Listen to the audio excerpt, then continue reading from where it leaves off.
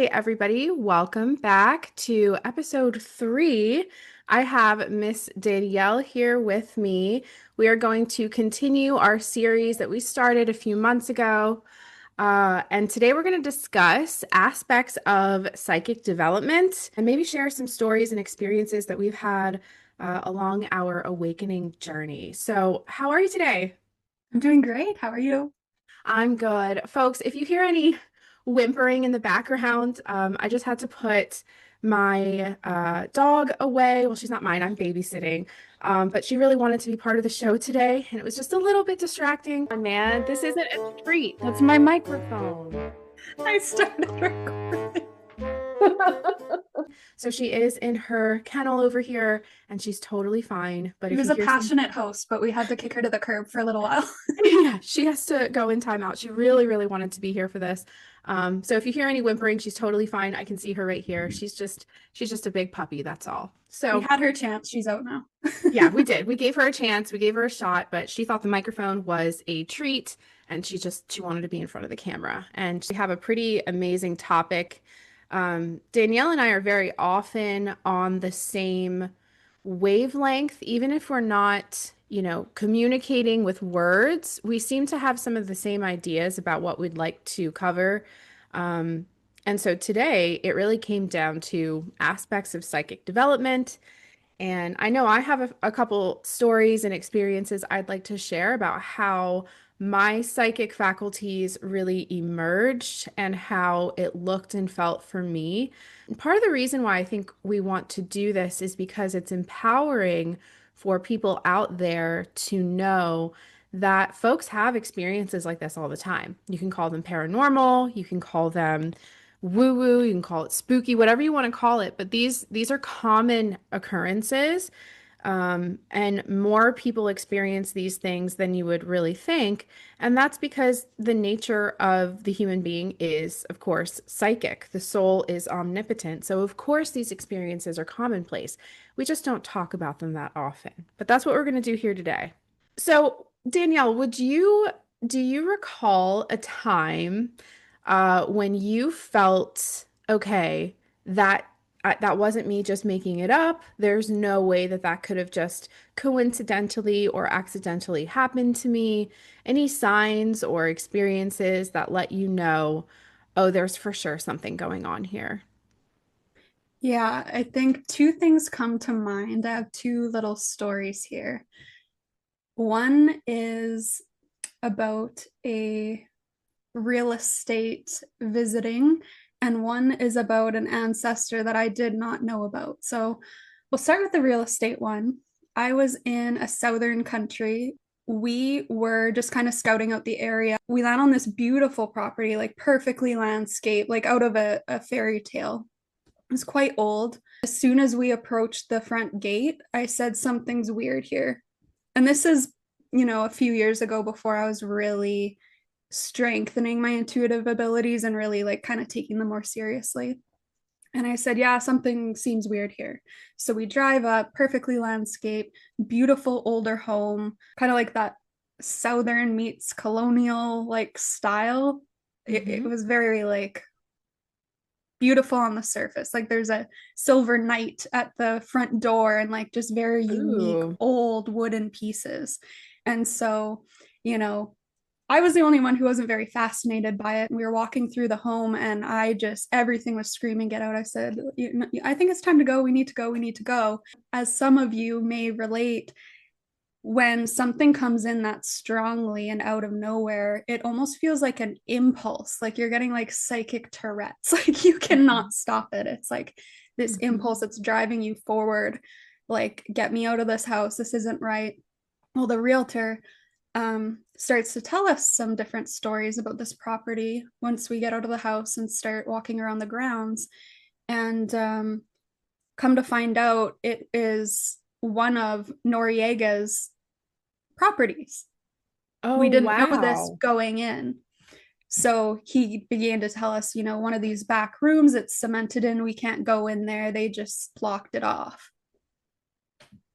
The basement, the room was all cemented, blocked off.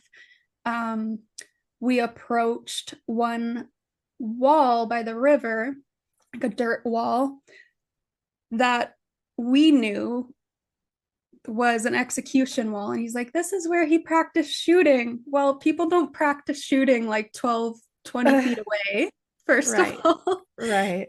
And then something told me, go put your hands in the stream that was right next to it. So I did. And he turns, he's like, oh, that water was very special to 𝗁cie𝗃𝗲𝗍. And I don't know what was telling me to go over there, and like maybe he was harnessing some kind of the psychic power from that water stream. Like water is Mhm. alive, it's intuitive, it can carry and hold psychic impressions. Mhm. And yeah, to this day, like that stands out to me that I was to go put my hands in that water. And he was one of the, I think he was the only leader or dictator that had a black magic like witch on staff, like paid on staff.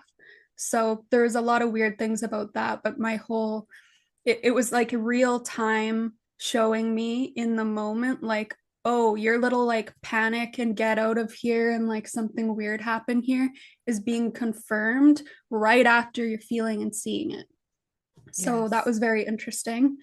And then my other story, I had a dream of this woman, and she's all cheerful, older, like skipping down a hallway and talking to my grandma and whatnot. And I'd never seen this woman in my life, but I'm like, she kind of looks like my great grandma.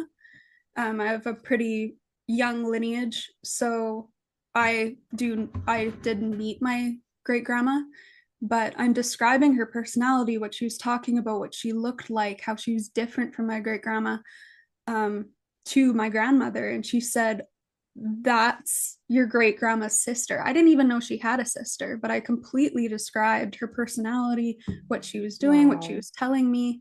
And I was able to confirm that with my grandmother like right away. And she said she was actually best friends with my grandma and blah, blah, blah. I had no idea of any of this. And I like really connected to someone on the other side that I've never met, I've never heard of, I never had contact with. I didn't know she existed.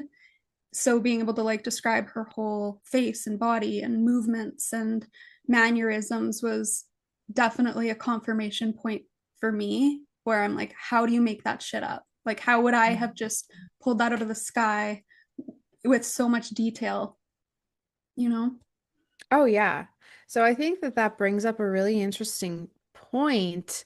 A lot of people will report ancestral visitations from the maternal side or the paternal side. And obviously, a lot of these ancestors we will not have met because they're not physically living, but we are. And there does appear to be some kind of a the our genetic link to them, namely with the mother's side because of that mitochondria. And we carry that along, and the mitochondria that we receive from the mother's side seems to be it lends itself to a very strong psychic link. So that may have been one of the reasons that you were so able to describe a woman from your lineage that you were never able to meet. I think that that does have to do with the mitochondria. And we're just beginning to scratch the surface in our current understanding of the liquid crystalline structure inside of us, known as the fascia, the myofascial system, and how integral it is, not just to the body's function, but also to our harmonics, to our frequency, and also the epigenetic memory that is stored within the cells. So this is a very commonly experienced phenomenon, and the implications of it are very exciting. It's very promising, the idea that we can reconnect with people and theoretically stay in touch with our descendants even after we have left the mortal coil, if you will. So that's really fascinating. Yeah, Noriega.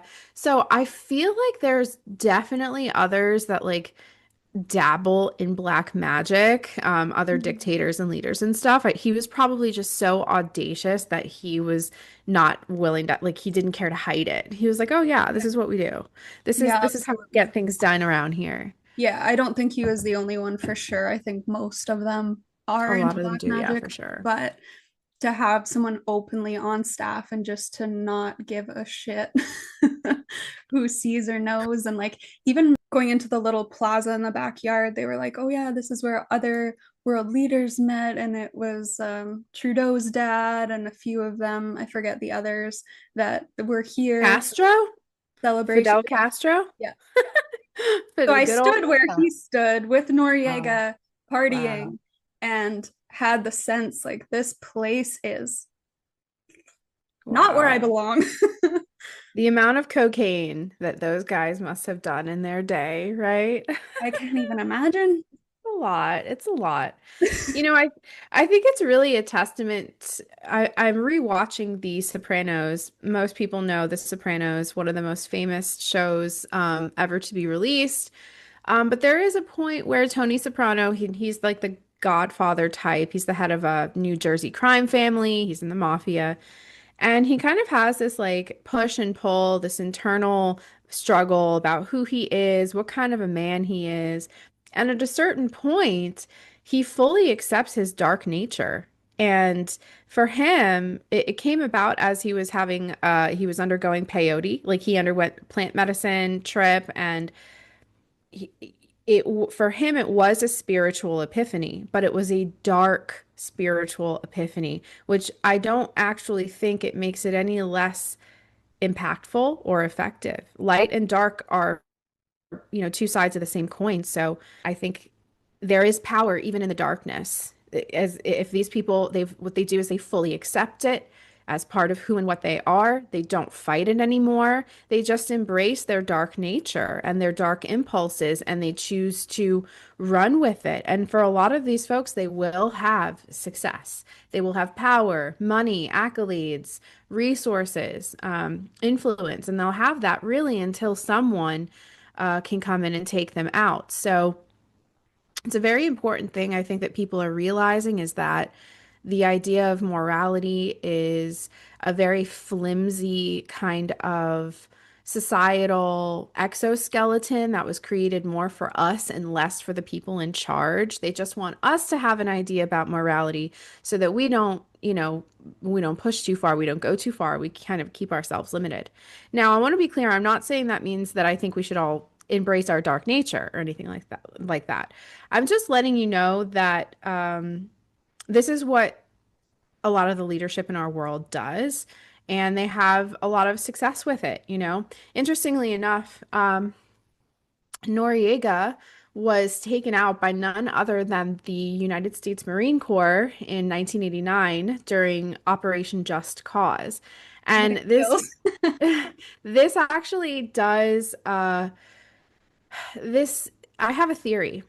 When God wants to send a message, God sends Marines.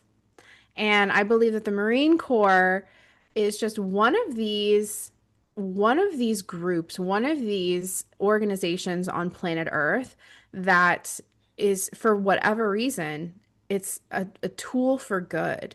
Now, obviously, those of you that are in the Marine Corps, you might have a completely different view on it because you were on the inside and you were subject to corrupt leadership. But just know that the Marine Corps does have a very, very special mission on planet Earth. And I really do think that if God, I think God loves Marines. And when God has something that he wants to do or creator wants to do, if there is something that needs to be leveled, if something is in too far of an imbalance where the darkness is just too great, Creator sends the Marine Corps to bring things back into a balance. So I have a deep affection and affinity for the Marines, really all of our armed forces, but there's something very, very unique about the USMC. So sending you guys love. But yeah, Noriega was taken out in 89. And I only know that very intimately because I was born in Panama Right. at the very end of his reign. And technically I was there. I don't remember, but I was there. So, he definitely got what he had coming. It's interesting that he has that appreciation for the river because that kind of lets you know, as evil and dark as he was, that doesn't mean that they don't also have an understanding of the way that things work. So we kind of kid ourselves when we say things like, "Oh, they're the dark, they're ignorant, or they're, you know, God loves them too, and the same sunlight shines on the wicked as it does the rest of us." So I think people need to kind of get out of this weird thing that, there's us and them because we're all the same. We really are all two Well, sides of the same coin. and they can still detect that life force and that magic and that manifestation power that, for example, runs through the stream. And just because they are reigning with darkness doesn't mean that they haven't utilized that light. And they do the same thing to their own civilization. Yeah, you're exactly right. It's illuminating, and I think it's important to have these conversations because as we move into a time where the structure of power, it requires us to understand how power is centralized, um, how it's compartmentalized. It does help us understand, how these people got into this position, what has enabled them to stay in a position of power and influence for so long. And a lot of it is fear, a lot of it is violence, and a lot of it really is black magic. And a lot of these people have sort of through extortion and through blackmail, they hold the whole grid in place because everybody has up there has done something really, really, really bad. Um, but the whole thing is falling now. The whole tower is completely falling. Everybody can see it. And all the more reason to get in tune with your own psychic faculties, what you're good at, what you're strong at, and be open to the psychic abilities of the people around you as well. There was a time when these things were a lot more revered in the tribe or in the village. And we've experienced kind of the exact opposite or the inversion of that, where if a child was expressing things that were, by today's standards, a little too weird or a little too woo-woo or kind of outside the lines of the norm, they would be, institutionalized, medicated, undergo all these sorts of therapy in an effort to correct or fix this problem. And it really doesn't need to be that way. I think as, parents, as guardians, as way showers, we have a responsibility to recognize what it looks like when psychic abilities and psychic faculties emerge, especially in very, very young people. It can look a lot like mood swings. It can look a lot like shutting down verbally. There's really so many ways that it can manifest. And sometimes that suppression is a lot more covert too, because I'm thinking how subtle those things start coming through, especially for children. Them not knowing exactly what they're picking up on, or just seeing something, or just feeling something, but they don't really have the language to properly and accurately describe that. And even if they do, a lot of the suppression is just, no, you didn't see that, or that's your imagination, or Hmm. basically gaslighting them out of their own gifts. Or it Hmm. can come in the form of just being in a really emotionally, mentally chaotic or unsafe environment where that child's nervous system is just always on high alert. So that hypervigilance comes online for their survival, but now they're tapping out of what would have been a really clear, strong channel into, the psychic faculties. Hmm. And you bring up a good question. We mentioned it briefly when before we started recording, and people can ask themselves this question on their own, and kind of just go through the process of it. But the difference between anxiety and intuition, because very often, and I think especially as women, because of our epigenetic, I don't want to say trauma, because, whatever, women are not like, we're not that oppressed. We used to be, we're not oppressed anymore. But epigenetically, across the span of our time, incarnations on Earth as female in female form, we are wired to be alert for predators, for the village. We're always extending ourselves to be tapped into our collectives, and we evolved to do so for the sake of survival and for the sake of quality of life. So I think we have a little bit of an extra, I don't want to say challenge, but maybe an extra step that we have to take to determine the difference between anxiety and intuition. And I think anxiety, and I mentioned this briefly earlier, I think anxiety has more to do with an epigenetic impression from trauma that has been experienced either in this incarnation or even by your mother or family members that have come before you. Again, we're really just beginning to scratch the surface on how the body stores memories, and what that process looks like. So sometimes that feeling where you're like, oh my God, I have this, something bad is going to happen. It's a premonition. You're just waiting for the next shoe to drop. Sometimes that really is just anxiety that results from uh, racial trauma, ancestral trauma, trauma from your mother, father, even injuries that you've sustained very early in life, or things that happened so early in your life that you don't remember. Now, intuition is different because so while anxiety is more having to do with the expectation of a repeating pattern, you brace because you expect punishment or pain or fear or what have you. So it's almost protective. And we're not mad at the anxiety. It's doing its job. It's just a function. It's not some bad, wicked, evil thing. It's just a function. It's But just intuition, projecting programming that's bringing up a memory of fear. yes, and we can work on that. There are things that we can do to deprogram it, overwrite it, change it up. There are things that we can do. We have the technology, we have the means to do it. We just don't really have enough people to that believe it, but we're getting there. Terrence McKenna, who some people believe was a CIA operative, either way, the guy had a lot of wisdom to share, but he described the imagination. What's the difference? Oh, that's right. It was anxiety, intuition, imagination. What's the difference? How do we know it's sincere, genuine psychic happenings as opposed to anxiety and imagination, and then what real intuition? So, imagination, he described as an organ that every human being was born with, in the same way you're born with lungs, you're born with skin, you're born with a brain.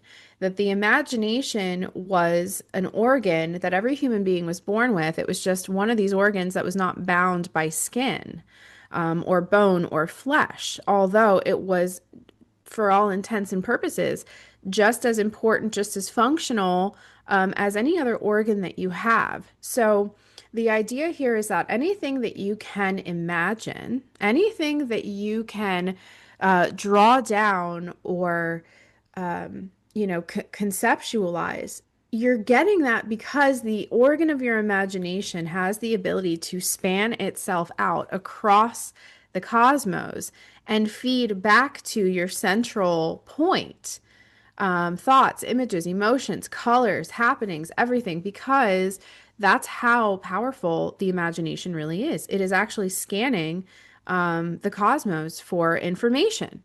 And that's why some of the most imaginative people also happen to be, have issues. They want to escape, or they have, other mental issues and things like that, because it's a lot. It's a lot. It's like an overactive organ. Think of the difference between hypothyroidism and hyperthyroidism. One's very sluggish and one's very overactive.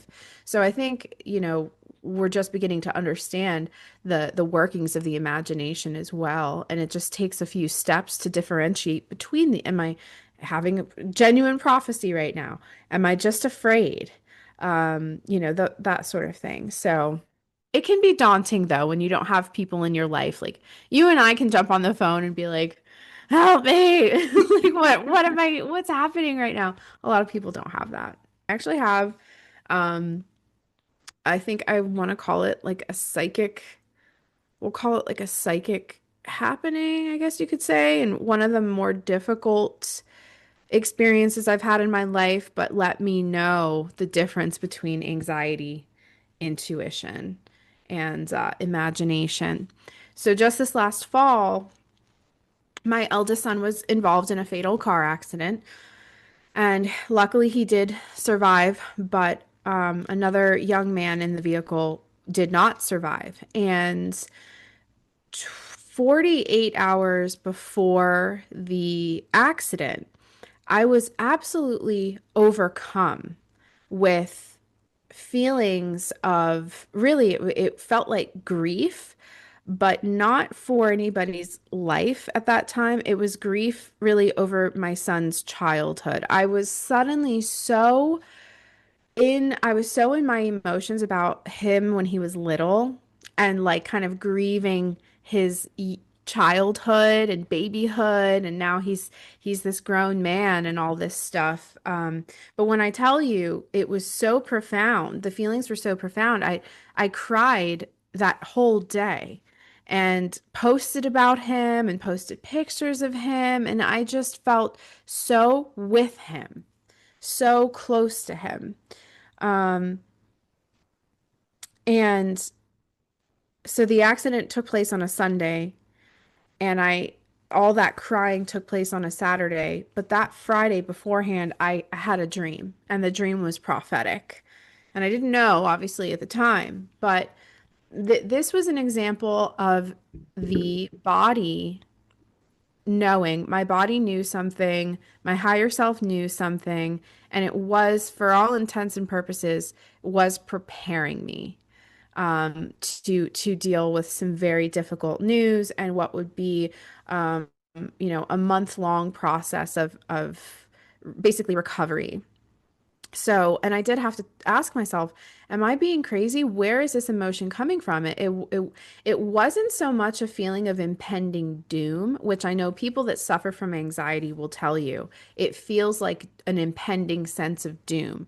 I didn't have an impending sense of doom. I had a sense of being so close to him as if that's where I needed to be. So for me, that helped me understand that the impending doom, that could be more anxiety. That could be more anxiety stuff. And when it's genuine intuition, when it's a genuine psychic hit, it feels a lot more, at least for me, it feels a lot more like almost like you're just compelled. And you mentioned the impulse. It's like there's nothing you can do. You just have to go with it. You have to let it take you, let those waves take you through it, and kind of just hold on and wait for something to happen. But it was, kind of a difficult means of getting confirmation of that your psychic abilities were right. But at the same time, I mean, this is how we learn in the field, the school of hard knocks. Yeah. And what I've noticed too with precognition, and you're talking about, the difference between anxiety, intuition, navigating those messages and what to do with them, what they feel like. And something that I've noticed is it almost feels like there's a neutrality to it, whether it's a warning or something good that's coming. It's Right. almost like you're a step removed where you're more so observing it, and Mhm. it feels more like a message or a signal rather than just like this tiger's on my doorstep type of Yeah. feeling. Yeah. Yeah. So that's one indicator for sure. And as someone who's dealt with a ton of anxiety in my own life, just for anyone who's listening who's like very sensitive and even a little bit intuitive and experiences anxiety, there are physical components to this too. If your body's not clean, if you're full Hmm. of heavy metals and parasites and you're not eating enough, you're just processed carbs all day long, dehydrated, not enough minerals, not getting your bare feet on the ground, not getting in the sun. All of those things are a group of deficiencies that are going to have a compound effect, and they're absolutely going to affect your intuitive abilities, your sense of groundedness, your connection with the truth and being able to decipher what's intuition and what's anxiety. Because if you're like, my baseline's anxiety, you might Yeah. want to take a look at that scope of things that are affecting your physical vessel as well. And I just find in a lot of these like intuitive psychic development teachings or groups or programs, a lot of them are completely excluding the body. And I can't get on board with just like disconnecting and ascending out of the body. Like, we're here on earth, whether you like it or not. You're in this body, whether you like it or not. It's your vessel for this lifetime, and you have a responsibility to take care of it. Hmm. And if the neglect of the body is, causing major emotional mood swings and distortions in the mind, hormonal changes, that's absolutely going to affect your anxiety, your view of the world, your ability to get intuitive information. So it's just something to have some level of focus on and nurture. Oh, yeah. So I had one espresso martini at dinner last weekend, and I just came to the conclusion that either I have some kind of like ethanol allergy, or just I can no longer process alcohol the way that I once did. But by far the worst side effect is this anxiety. Mhm. And so the next day I'm like, I just had one cocktail at dinner. Like, I can't live. I can't just live my life. Some of us are just so sensitive. I think it does something to the vagus nerve, which is it's so difficult to distinguish whether or not you're actually about to something bad is about to happen to you, or if you're just worked up from the ethanol from the alcohol and your vagus nerve is just, in fight or flight. Because really that's what it was feeling like. I was like, why do I feel like I'm being hunted right now? Everything is fine. Everything is fine. Everybody's okay. There's nothing to be afraid of. Why am I shaking? Why am I terrified? And it's like, it's the alcohol. And I kind of envy people that don't have that, because I used to be able to party. I used to be able to drink, and now I just can't anymore. It's just not fun. It's not worth it. I don't have a good time.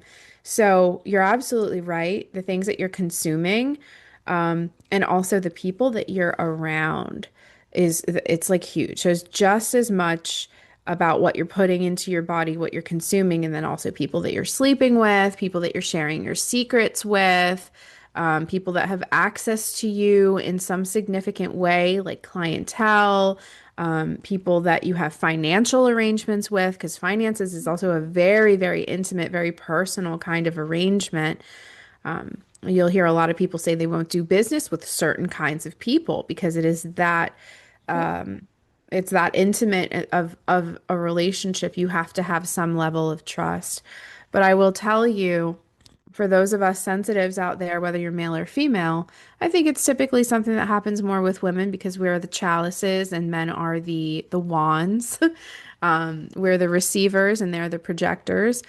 You may find yourself, ladies, psychically extremely connected to your sexual partners. In some cases, those lines will blend to such a degree that you don't know if you are processing your own information or if you're processing the information of a sexual partner. And this is why we really have to practice psychic hygiene. As soon as we merge sexually, we're sharing body fluids, we're sharing space, we're sharing electromagnetic fields, we're overlapping and merging in that way. You are now subject to that person's psychic ups and downs. So, if you're a sensitive person, you might find that you have to be very stringent. You have to exercise very serious boundaries. And in some cases, people will tell you that the only thing that really works for them in order to be able to feel their emotions, their messages over anybody else's is complete abstinence. So, and it's a personal journey. It depends on the individual, but it has happened where I'm having dreams about someone. getting messages on someone's behalf, and I end up having to say to their spirit team, don't come to me. Go to him. Leave me alone. Leave me out of it. This is for him. I'm not going to be your intermediary. I don't want to be the go-between. This is between you and your spirit team. Leave me out of it. So abstinence works for me. It's just about the only thing that does work. Yeah. And I think like whether you are super sensitive and like psychic or not, there's a lot of people that they're interested in these topics and they care about exploring spirituality, but they're not necessarily like full on psychic or getting prophetic dreams or visions or something Mhm. like this. But regardless of that, you're still a human being with a soul, with some level of clair abilities, I would say, Mhm. and that telepathic sense. Like everyone has something. Mhm. And even if yours isn't like that developed or strong, or it's just not your personal thing, you're just on more of a spiritual journey. Think of your body and your space as like your home. And it doesn't matter if it's in business, romantic relationships, whatever it is, the more that you let in, like you're just like opening windows and doors everywhere for everything to brush through. And that's going to have some level of influence on you, your state, your inner world, and then affect what you're able to create. Because if you have something whizzing through your house all the time that doesn't even belong to you, it's causing interference of what would have been um, a pure, congruent channel. It's going to affect your ability to build your business, to connect with the right people, because that starts to cause a bit of distortion and a little bit of fog going through. So, yeah, whether you're like trying to develop psychic abilities or not, it's still super important. Oh, absolutely. And some people, you bring up a good point about, some people being interested in psychic development, but they'll say, "Hey, I've never had a psychic experience. I'm not a psychic person." A lot of, so for example, certain army projects where they train remote viewers, they prefer to have people that have zero psychic training, little to no paranormal interest or experiences. They want regular people. And I think that that is a true testament to the fact that we all have these functions. They do happen. They happen for everybody. And I think it has more to do with literally our wiring, both our visible and invisible infrastructure, the auric field. All these cultures have different names for it, but it's basically the invisible shield that is around every living human being with an anatomical, organic human heart. So at the exclusion of robots, right? And clones, which they don't have that. But it is a function that everybody has. And I think psychic faculties just show up differently for people. For me, it was visuals. I would see things, hear things. So for me, it was very real, very like there was no mistake. I'm like, oh, yeah, that's there. Dreams, very, very powerful.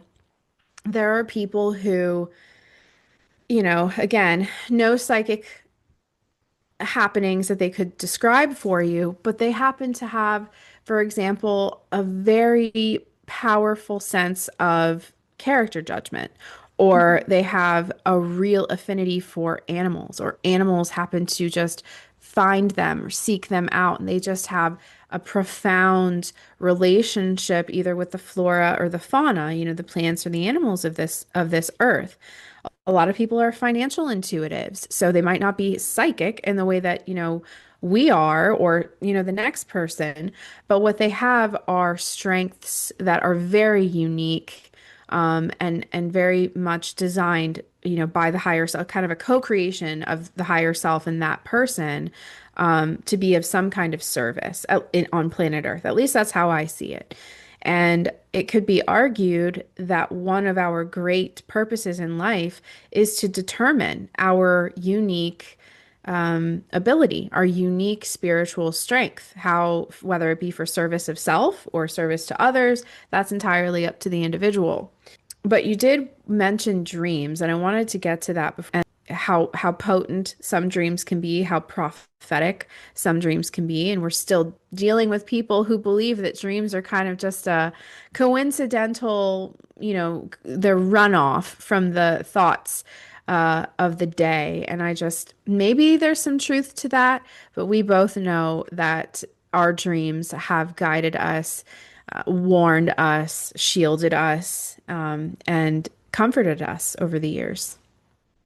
Yeah. I just want to go back to recognizing what your channel is.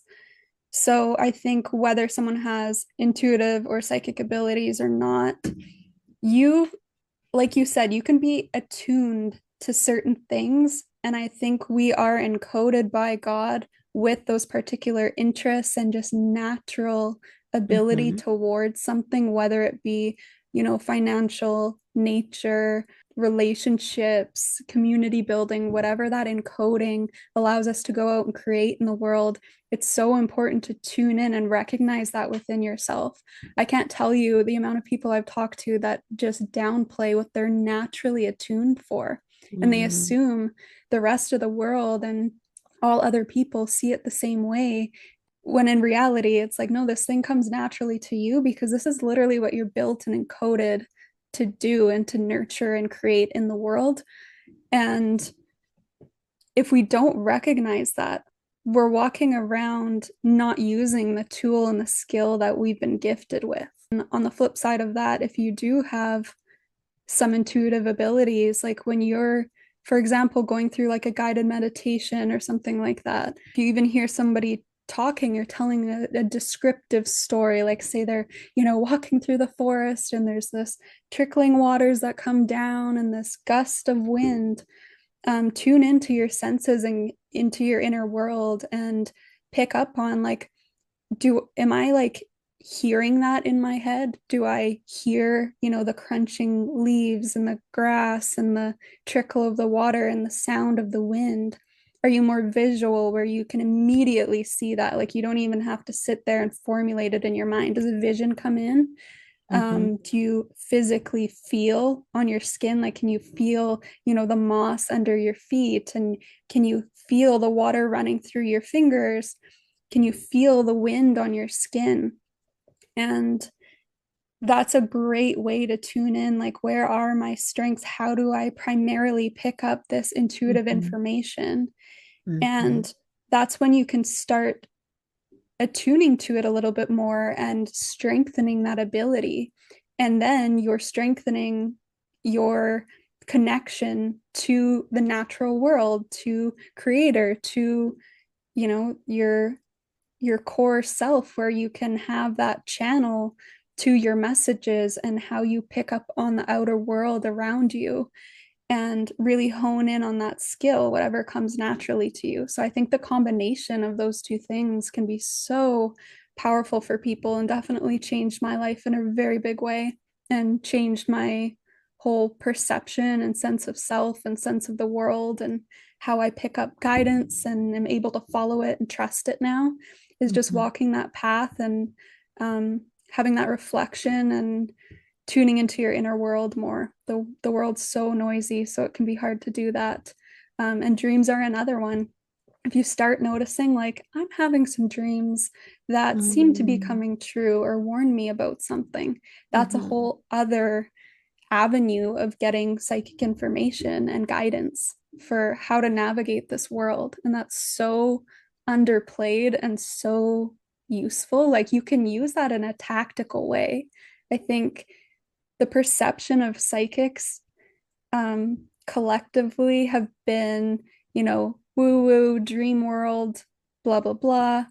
But, that's why I connect so well with people like you or like Penny Kelly, for example, and it's very rare to find someone who's psychic with their both feet planted on the ground, who are Hmm. tactical, who are practical, who encourage action and truth and walking the path, because that's completely different than getting lost in dreamland, living an illusion, and just Yeah. spiritual bypassing, projecting shit onto everybody else. Mhm. It's an entirely different experience. So, yeah, what do you think about that? Oh man, I mean, just so many points there. I think part of the campaign to gaslight modern humans into disbelieving our innate abilities has been a lot of media and Hollywood where and Netflix and Amazon they sell us these ideas of psychic abilities, superheroes, sci-fi, woo-woo, disclosure, they sell it to us as fantasy and fairy tales. But what a lot of people, I mean, they're coming to understand now, all of that you see is genuine human history and human experiences that we gave them because they've been watching us and studying us and observing us for so long. All they do is repackage it, slap a glossy label on it, and sell it back to us in the form of entertainment. And so I know when I was growing up and I was undergoing a lot of pain because my experiences were so profound. And anytime I would go to tell my mother or father what was going on, they would say to me, "You just saw that in a movie." Or you watch too much TV type of thing. And I'll tell you, I still deal with rage from that because now as a mother, if any of my kids have anything to share with me, I never just assume I always just assume that, there's something I can do to help, and I'm just grateful that they, will come to me with such a thing. So I have to say also, in case you guys haven't noticed, like I think millennial parents are 10,000 times better than boomer parents. No offense to there are some really lovely boomers out there that totally get it, but I think our generation has a very unique challenge in basically learning to parent ourselves or reparent ourselves and unlearn a lot of the absolute bullshit that we were sold as little children. But absolutely, all of the stuff that we see, the sci-fi stuff, it gets us, it's for some people, it was very triggering for me because I knew what I was seeing was real. And that if I said anything to anyone, they would think that I was just making it up or I was inspired by what I had seen. So it was very painful. It was very, very painful. And there's a lot of movies and things that I still can't watch because I know that it's real and it hurts because I feel like they stole our stories, repackaged it, put names and faces and actors to it, and then sold it back and said, this is just entertainment. This isn't real. And if you think it's real, you're crazy. Well, It's it's a mockery of the Mm. truth, a reenactment of it while being highly manipulative of the human Yes. spirit and emotional Thank you. landscape because they're taking things that are real, that involve real, like tragedy, real depth, real Hmm. experiences, and kind of glorifying it or mystifying it, or Hmm. yeah, it's just a giant gaslighting. Hmm. But you mentioned like seeing or experiencing things that you knew to be true, but it was always blamed on like the movie, the screen, Yes. exposure to these imaginative stories.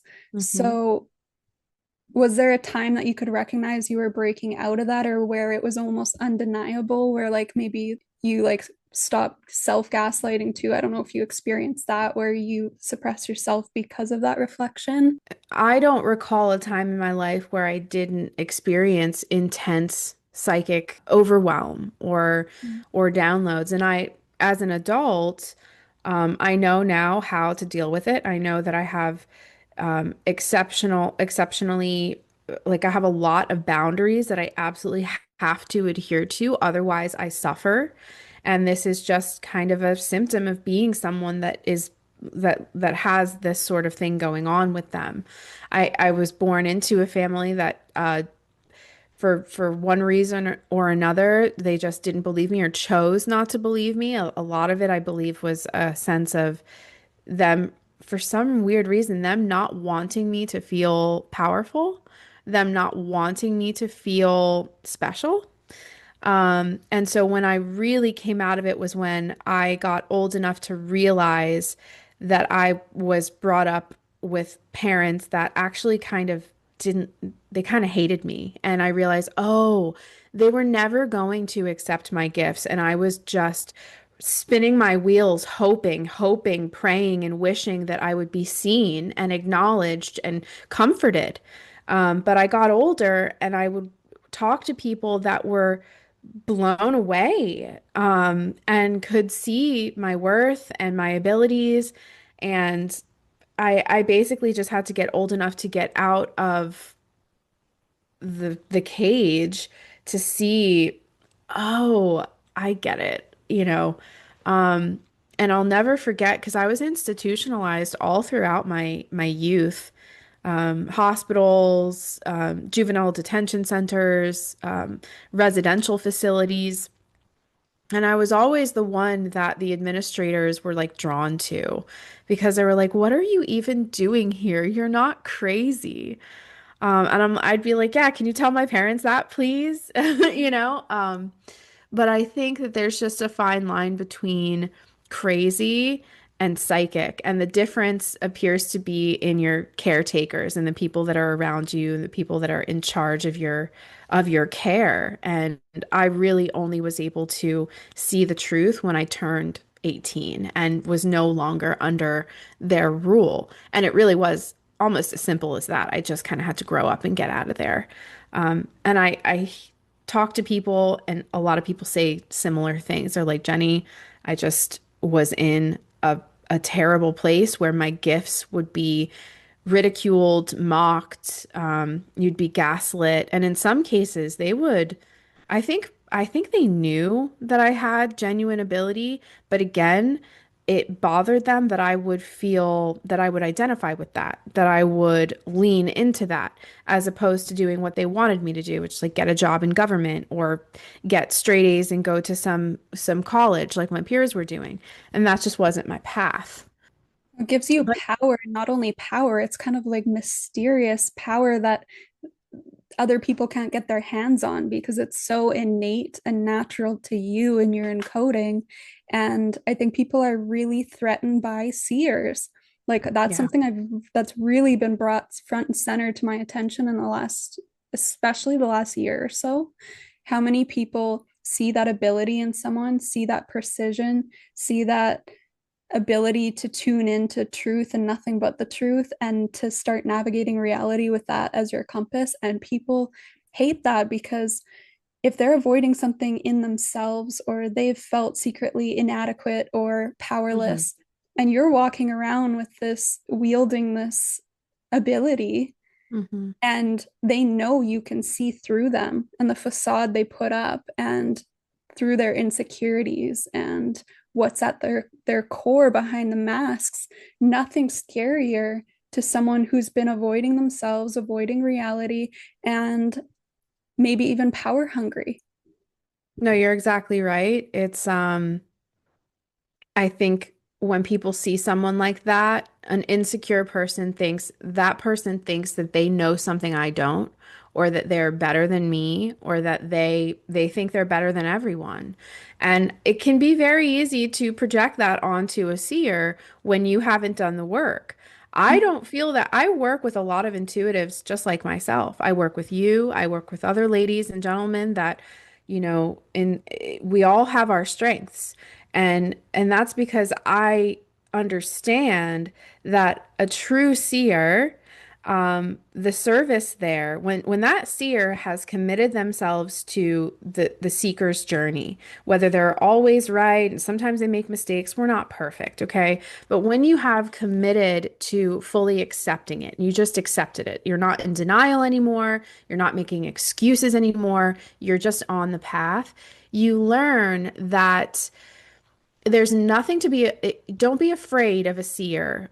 Be inspired by a seer. A seer, a good one, a good seer, if you're looking at them from a place of no insecurity, you will feel inspired. You will feel as if that person serves as a physical embodiment and reminder of the magic and intelligent nature of the universe. And it should actually make you feel bigger and bigger and bigger and more powerful. And I kind of wish that that's how my parents would have taken my gifts instead of trying to drug me or beat me up or send me here, send me there so that other people could drug me or beat me up. Um, and I know I sound a little salty about it, but I honestly wouldn't change anything because it made me who I am today. The salty part of me is not the part of me that feels sorry for young Jenny. The salty part of me is because I'm a parent now and I would never subject my kids or anybody's kids to that. So it's hard for me to imagine what my parents were fucking thinking. You know what I mean? Yeah.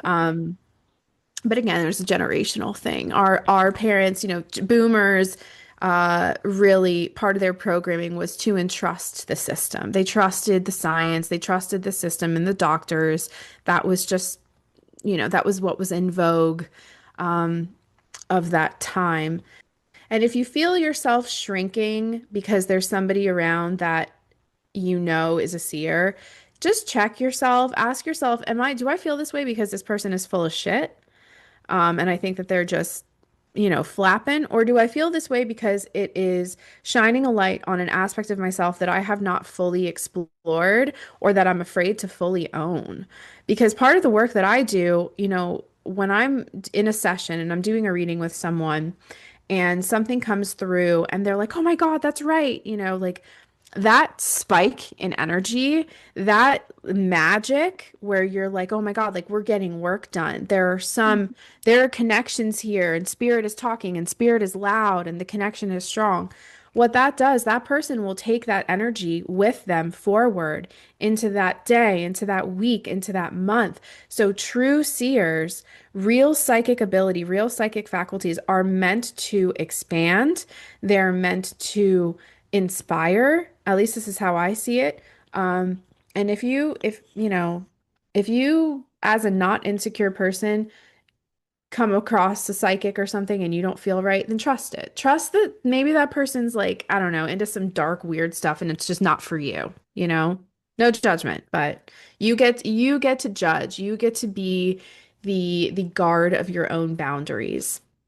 And on the flip side of that, one thing that I've noticed and I've been, navigating this landscape and learning and developing myself is that just because someone labels themselves as psychic, intuitive, or spiritual developers does not mean that they're actually well equipped for that work.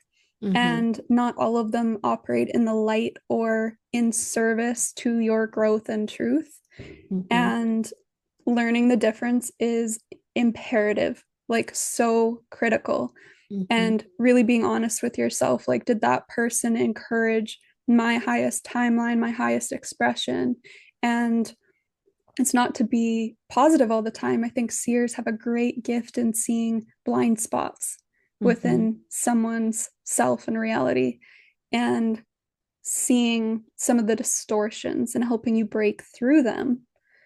So, not just focusing on flaws, we're not here to just point at flaws, but Hmm. seeing both sides, feeling into the full spectrum of someone's emotional landscape and the programs they're running and their perceptions of everything can be so helpful. So, what's at the heart of that seer really determines what direction you're going to be pointed in and what kind of energy you are going to take throughout your day and the week and the month from Hmm. that session and from that seeing and from the questions and queries that you're bringing to that psychic. So it Hmm. can make all the difference where their heart is and where their skill is and what their true intention is too, because they're not all of the light either. Oh, no way. And honestly, like, I'm not just saying this,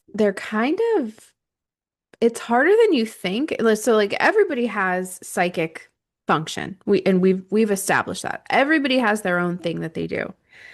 But, to your point about people that profess themselves as a psychic intuitive, as a reader, and I'm not just saying this because I am a reader. So it might sound like this is just me being judgmental of my peers and others in my industry. I don't have to do that. My work speaks for itself. I'm very confident in my abilities.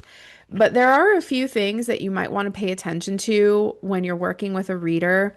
A really good reader, a responsible reader, someone who has done the work and has a sincere understanding of the impact of their words. There are certain things that they're not going to do. There are certain predictions that they're not going to make, not because they don't feel it or see it, but because there are rules. The power of suggestion is a very potent thing. You can plant seeds in somebody's subconscious, and then over the course of months and years, this timeline could play out for this person, and they won't know if it's because the reader planted seeds or if that's sincerely what the timeline held. So as a good reader is very conscious of what they say and how they say it. I think a lot of these people out here, the medical shamans, all these people, if you listen, if you guys think you're suffering from a health issue, can you go get lab work, please? Go get labs done. Go get blood work done. Don't go to, listen, because I deal with this from time to time. And I have some beloved clients that come to me and they do have medical issues. And we work on it from, a symbolic and elemental perspective with health issues. But there is no substitute for good old-fashioned blood work and a healer or practitioner that knows what they're doing. Okay. I'm not saying just trust any old white coat with your health, but I'm saying a responsible reader, a true psychic, is not going to, scare the crap out of you and predict your death in 3 months or predict the death of a loved one in 3 months. Even if they do see it and feel it, we have a responsibility to the people that we work with, not to scare the shit out of them. Um, and also, when it comes to predictions and prophecies, things change, timelines change, psychic terrain changes with the choices that people make each and every day. So, just be careful. Don't accept everything and anything that a psychic tells you just because it's coming from a psychic. Take everything with a grain of salt. Um, and if you feel like you're having some kind of a medical issue, I'm not saying don't get readings. I'm saying get your labs done so you can see what's actually medically going on. And then for, matters of, energetic healing or the recalibration of the frequencies of the body, all of that stuff we can do therapeutically and holistically through the cards and, through other modalities. But a good psychic will also tell you, get some lab work done. You know what I mean? We're Yeah, not they trying won't. to, The thing is, they're not yeah, going to try to play hero in your life. If right. they see something that they know is going to be helpful for your path and your decision making and kind of where you stand in the scope of things or the spectrum Hmm. of things, they'll bring that forward if they have integrity. But they're not going to try to play hero in your life and say, this is for sure the answer here, this is right, this is wrong. If somebody's coming to you with that attitude, they're there for their own validation and to feel Hmm. important, which is a Hmm. distorted driver inside. So looking for that, you know, pure channel that has integrity, that is accurate, truthful, and has devoted themselves to helping humanity, helping their clients, achieve their highest, best life possible and become who they're meant to be is the entire point of this work, in my opinion. I agree. I agree. Some practical stuff for you guys watching at home. If you wanted to get into, if you haven't already, developing and strengthening your psychic muscles, which operate similarly to the way our regular muscles do. You train a muscle, it rips apart, it grows back together, compensates, it gets stronger. Psychic development is very similar to that. And a really fun little exercise for beginners all across the board, which, by the way, Danielle, I don't know about you, but I'm pretty inspired to maybe we can get together and create some kind of like psychic development workshop. And Yeah. I just think we should do it. This is the beginning for me and Jenny. I think we're called Oh, to yeah. create some bigger things together. And it's been a long time coming. It's been like years. We've been just kind of waiting for things to line up, and this was the year of the fire horse.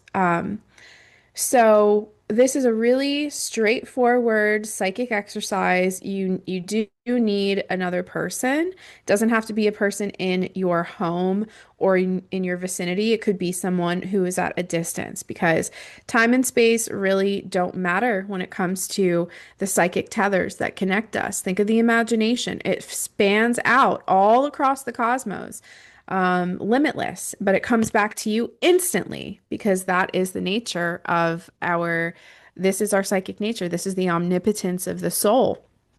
So, ideally, you'd be sitting across from someone, but if you're not sitting across from them, that's okay. Text them, call them, say, hey, can you tune in for the next 15, 20 minutes or less while we do this exercise? Okay, yes. So, what you're going to do, so say you and I are sitting across from each other, and we have the choice of four elements: earth, water, air, or fire. One person is the designated projector, and the other person is the designated receiver. And you can switch, you can do all four at once and then switch and do the next for the other person. But basically, all you're doing is projecting the essence of water. I'm projecting the essence of water into Danielle's mind, into her fascia, into her being. What is water? Water is magnetic. It is of the magnetic principle as opposed to the electric principle. That's going to be our fire and our air. So the magnetic principle of water, it's heavy, it's cold, it's fluid, it can be very dense. And so all of these things, you think of heaviness, coldness, density, you think of fluidity, you think and imagine water, and you basically charge your cells with the essence of water and project that onto your partner. And you give your partner some time. Sometimes what people do, the projector and the receiver both have a notepad. This part is optional, but you can do it if you want. So while you are projecting and receiving, both parties are drawing. So, okay, say we're thinking of water. I'm projecting the experience of water onto Danielle. I feel cold, I feel heavy, I feel fluid. I'm thinking of water, I'm thinking of water, I'm thinking of water. And then I'm also drawing on my notepad like a water droplet. I'm just drawing a water droplet. She can't see it, but I'm drawing it. And we do this for a couple of minutes, however long you need. Now, Danielle, I ask her, what are you feeling? What do you feel in your body? What sensations are you experiencing? What visuals pop into your head? Now, you might not get it right the first time, but if you keep practicing, you will. And the reason why we use elements as opposed to anything else is because there's four. There is fifth, there's the ether, but we don't use ether for this particular exercise because it's so scattered. Like it's how do you imagine ether? Earth, water, air, fire, these are principles that we know. Um, we have a lot of reference to fire is hot. We know fire is really hot. It's very active. It rises, so you'll feel the heat in your crown. Things like this. It's red, it's gold. In some cases, it's blue. So the exercise really here isn't to get it right. It's not like, oh shit, I didn't get it right. I suck. I have no ability. That's not what you're doing. Like half of this exercise is about learning the body intelligence of each element. Okay, and we do this because it helps us calibrate certain messages as we receive them. Fire having to do with the willpower, it's a masculine principle. It tells us a lot about somebody's intentions, their mood. Same thing with air, when you become very intimately acquainted with how the elements feel in your body, you become a more powerful psychic because there's so many things that you are able to determine about yourself and about people outside you. So if you wanted to take it to the next level, then this is where you don't need anybody else to do this next part.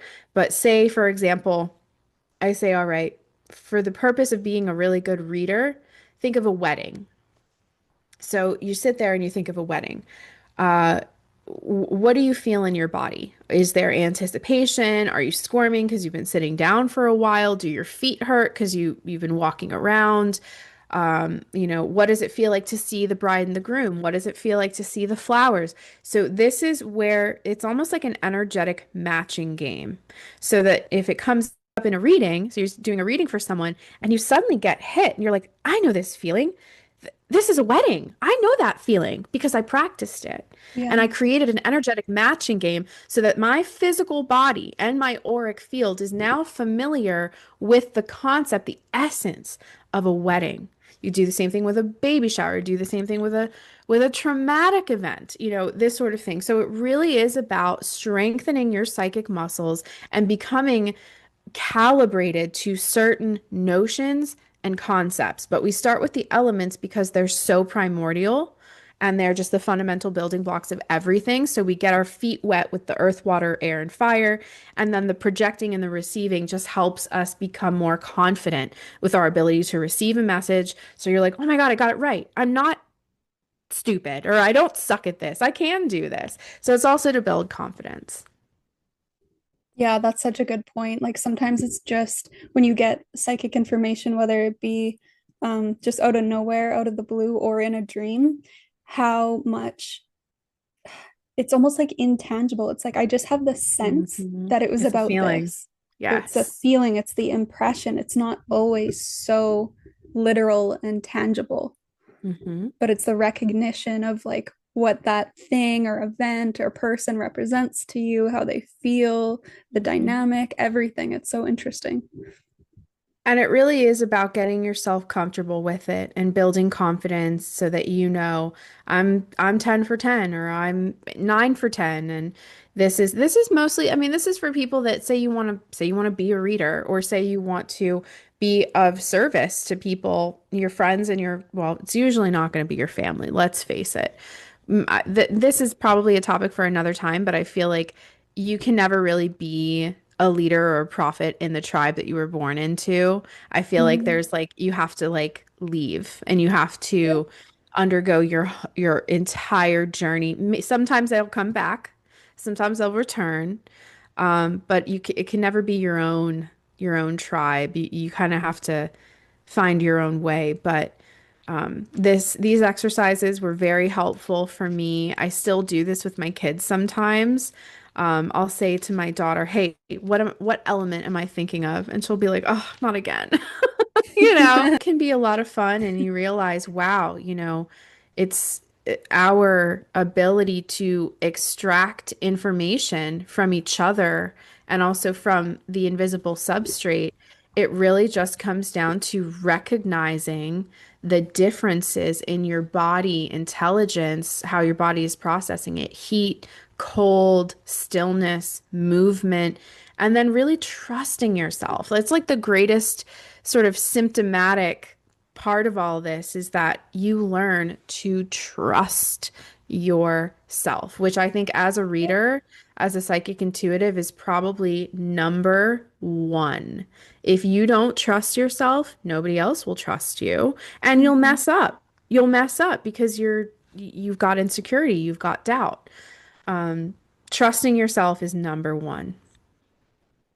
Yeah, that's a great point. You can't navigate much without self trust and confidence that's built from being able to observe yourself and your correctness and your accuracy and your skill Mhm. and just develop it along the way.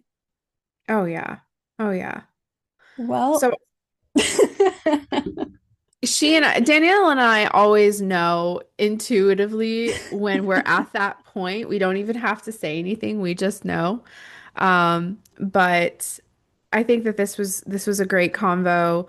I feel very inspired to start, putting some energy into, creating some kind of play-by-play workshop that you guys can do along with us, specifically for psychic development, but also the recognition and sort of the diagnostics of figuring out your very own individual, unique psychic ability. Because I think the time is right for that. People are so disenfranchised with just the regular stuff that people have been doing for work and for play all of these years.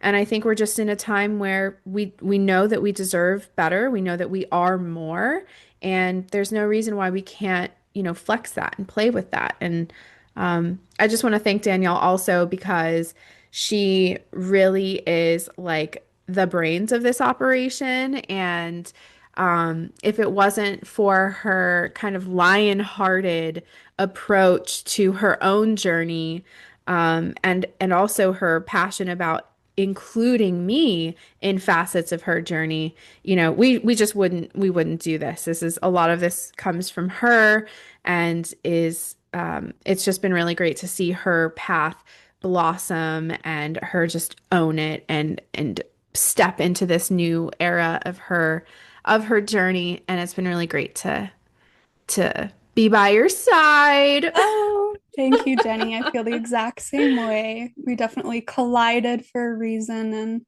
For it's sure. cool to watch it unfold and do more of these episodes and co-create more, which is really Mhm. cool. It's definitely inspiring and supportive to have someone in your corner that, sees similarly, is on a similar path, and very refreshing. And our wish for you all is that you guys can also find that and recognize that in the people Mhm. around you. It's a really crazy, chaotic time, and we need each other. And nobody is an island. We all need our time alone, but sometimes, we need a friend and somebody who can truly see us and, share that space with us. So that Yep. is my wish for all of you watching. And thanks so much for being here. And join us again for our next episode, and we'll see you next time. Mwah. Bye. Bye.